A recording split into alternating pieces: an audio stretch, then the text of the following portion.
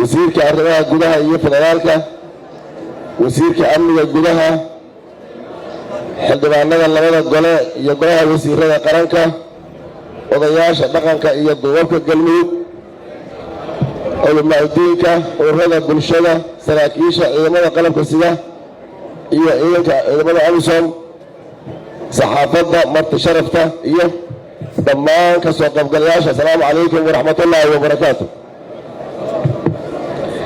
salaanka bacdi waxaan awalan mahadcelinayaa alla subxaanahu wa tacaala, bacdi waxaan u mahadcelinayaa dhammaan xildhibaanada dowlad goboleedka galmudug, kuwii ii codeeyey iyo kuwaan ii codeynba ee kalsoonida ii siiyey inaan hogaamiyo galmudug 4 sano ee soo socda. sidoo kale waxaan u mahadcelinayaa odayaasha dhaqanka ee saldhigga iyo dhismaha u ahaa soo bixitaanka iyo dhismaha baarlamaankii labaad ee dowlad goboleedka galmudug.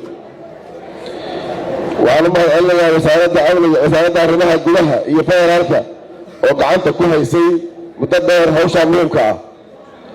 waxaan u mahadcelinayaa wasaaradda amniga gudaha oo si weyn runtii amniga u soo gaarsiisay ama gacanta ugu haysay sidoo kale wakhtigii dheeraa ee laga howlgalayay galmudug. waxaan u mahadcelinayaa madaxweynihii hore ee dowlad goboleedka galmudug walaalkay axmed ducaale geelle xaaf. waxaan u mahadcelinayaa walaalkay sheekh maxamed shaakir iyo ahlu sunna wal jamaaca oo qayb ka soo qaatay. dhammaan bulshada reer galmudug ee ka soo shaqaysay geedi socodka daraha, geedi socodka iyo dhismaha dowlad goboleedka galmudug ee maanta soo gaartay guushaan, dhammaantii waxaan leeyahay waa mahadsantihiin. guushii aad u socoteen waa soo gaarteen. mudane guddoomiye xildhibaanada sharafta leh, waxay ii tahay sharaf weyn in la ii doorto hogaaminta dowlad goboleedka galmudug 4 sano ee soo socota, taas oo mas-uuliyad aad u weyn ah oo aan rajaynayo inaad igu caawisaan iguna garab istaagtaan gudashada waajibaadka culus.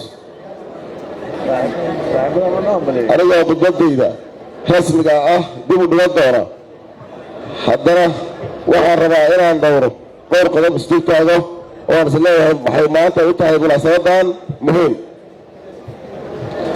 waxaan ka shaqayn doonaa midnimada iyo horumarka reer galmudug guud ahaan sida ku cad barnaamijkayga siyaasadeed.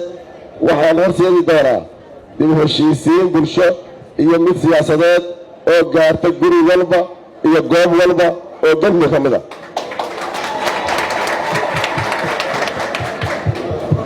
waxaan ugu tegi doonaa goobtiisa ama gurigiisa ama meel kastoo ku sugan yahay tabasho kasta oo siyaasadeed iyo mid bulsho oo galmudug dhexdeeda ka jirta.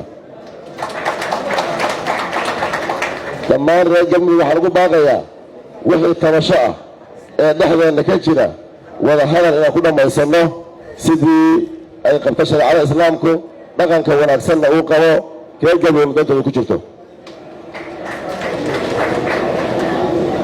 waxaan ka shaqayn doonaa galmudug karti u leh inay u adeegto bulshada reer galmudug, xiriir dhowna la leh dowlad goboleedyada dalka ka jira iyo dowladda federaalka soomaaliya.